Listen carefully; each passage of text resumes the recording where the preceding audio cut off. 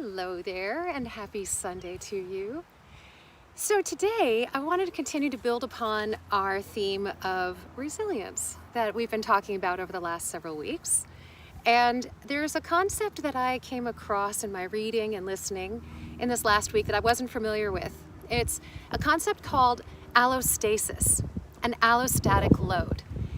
In 1993, there were a number of psychologists and neurophysiologists that were looking into homeostasis and the effect of psychoneuroimmunology and the effect of stress hormones acutely and chronically on an organism. So, allostasis. So allostasis is a term that refers to an organism's ability and drive towards moving towards homeostasis in the presence of stressors, whether those be environmental, whether they be physical, emotional, spiritual, or something cognitively internally coming from us. So anything that's happening as a challenge to you as an organism is a stressor. And we've talked before about how there's eustress, which is normal adaptive stress. And it's meant to be an acute response where your body responds to something to keep you safe. Yeah? So there's a normal physiologic cascade. We've talked about the terms before. You are familiar with these things for fight and flight.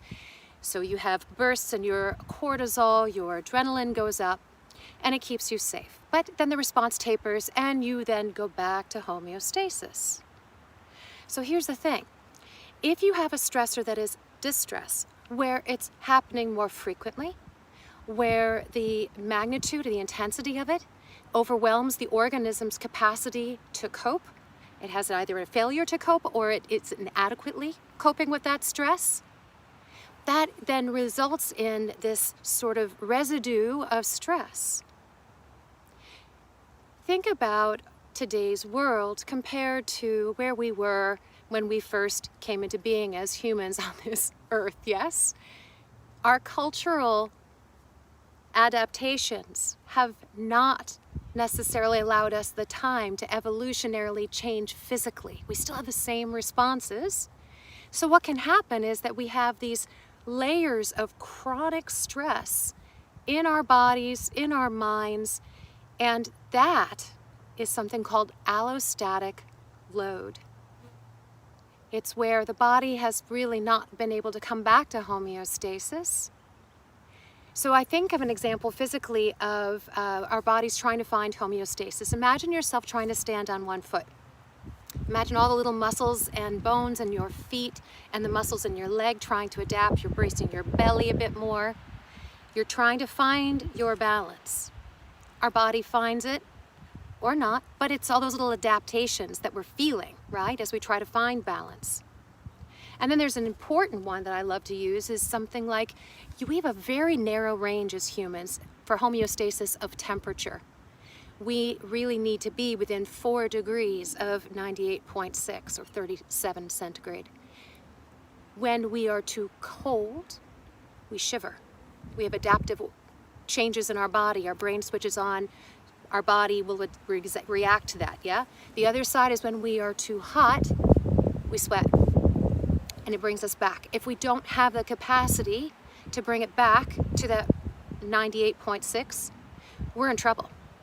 So that's what I'm going for here with this conversation is that chronic stress, allostatic load, can lead to a state of poor health.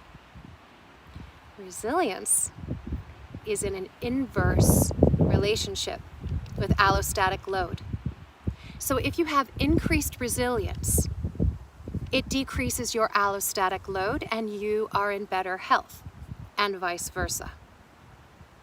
Okay, so if our bodies are subjected to chronic stressors and we don't have the coping mechanisms in place, we might be then more predisposed to things such as cardiac disease, hypertension, obesity, immunological disruption, maladaptive syndromes.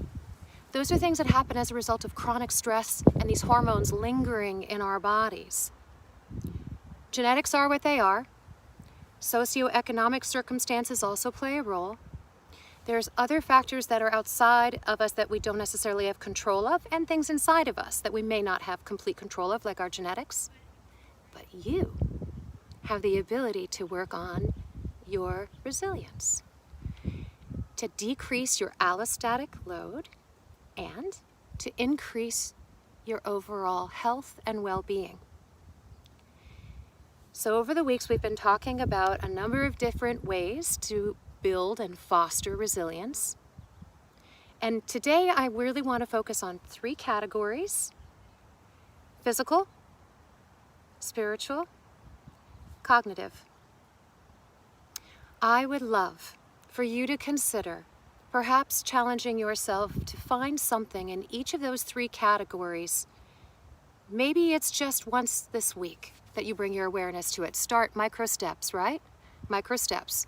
Bring your awareness to it and see if you can do one thing in each category this week. And maybe over time, you'll start doing it a little more frequently as you start to find what works for you and as you get stronger in those resilience muscles. So physical.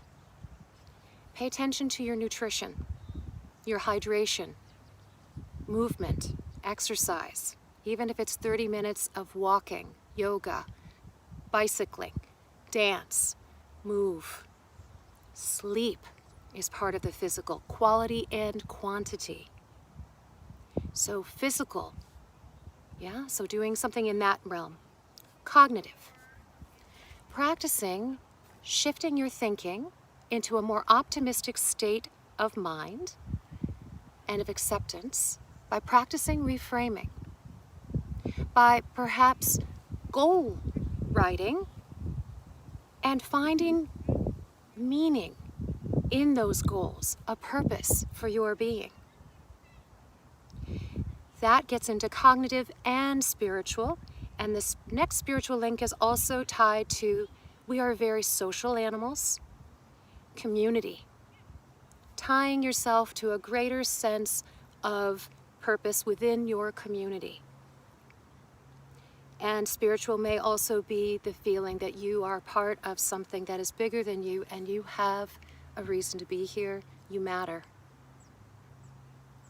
So physical, cognitive, spiritual. See if maybe you can find something in each of those categories to work on this week. And maybe we get a little better about thinking about it maybe more than once a week. Maybe we try to do something each day. Why? If you don't regulate your stress will regulate you. Stress is.